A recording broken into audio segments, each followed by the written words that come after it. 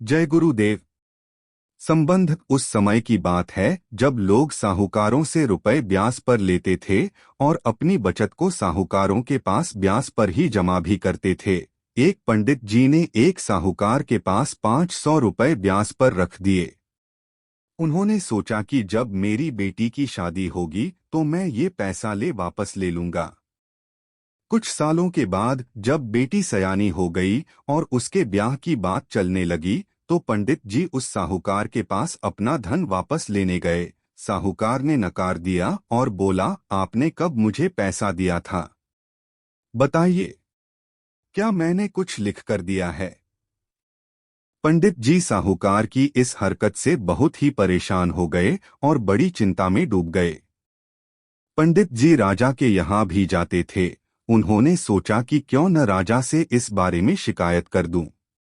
वे मुझे जानते हैं, वे अवश्य ही मेरे पक्ष में फैसला कर देंगे और मेरा पैसा मेरी बेटी के विवाह के लिए मिल जाएगा। पंडित जी राजा के पास पहुंचे और अपनी फरियाद सुनाई। राजा ने बड़े ध्यान से पंडित जी की बात सुनी और बोले कि पंडित जी, उस साहूकार को आपके द्वारा धन सौंपे जाने का कोई प्रमाण आपके पास नहीं है।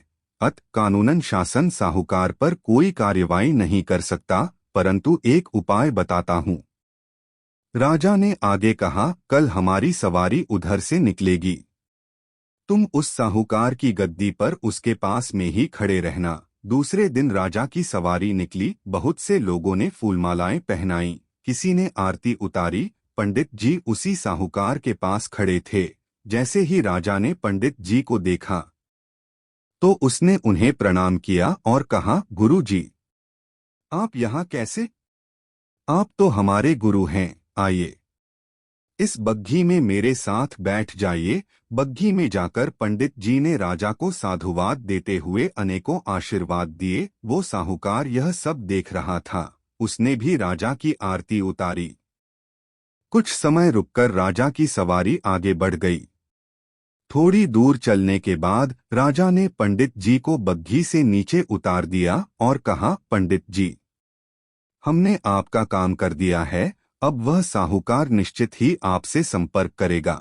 उधर वो साहूकार यह सब देखकर बहुत हैरान हो गया था। वह समझ गया कि पंडित जी की तो राजा से बहुत ही अच्छी पहचान है। राजा पंडित जी का बहुत सम्मान करते हैं। कहीं पंडित जी राजा से मेरी शिकायत करके मेरा कबाड़ा ही न करा दें। साहूकार ने तत्काल अपने मुनीम को पंडित जी को ढूंढकर लाने को कहा। पंडित जी एक पेड़ के नीचे बैठकर कुछ सोच विचार कर रहे थे। मुनीम जी बड़े ही आदर के साथ उन्हें अपने साथ लिवा ले आए। साहूकार ने आते ही पंडित जी को प्रणाम किया और बोला, पंडित जी, मैंने काफी मेहनत की और पुराने खातों को देखा तो पाया कि खाते में आपका 500 रुपया जमा है। पिछले 10 सालों में ब्याज के 12,000 रुपये भी हो गए हैं। वैसे भी पंडित जी, आपकी बेटी तो मेरी भी बेटी जैसी ही है। 1,000 रुपये आप मेरी तरफ से ले जाइए और उसे बेटी की शादी में लगा दीजिए। इस प्रकार 500 रुपये की बेईमानी पर उतरे उस साहूकार ने पंडित जी को 13,500 रुपये देकर बड़े ही प्रेम के साथ विदा किया। पृथ्वी के एक राजा के साथ संबंध होने भर से पंडित जी की विपदा दूर हो गई।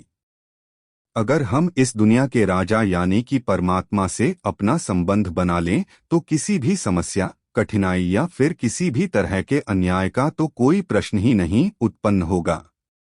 जय गुरुदेव। नाम प्रभु का।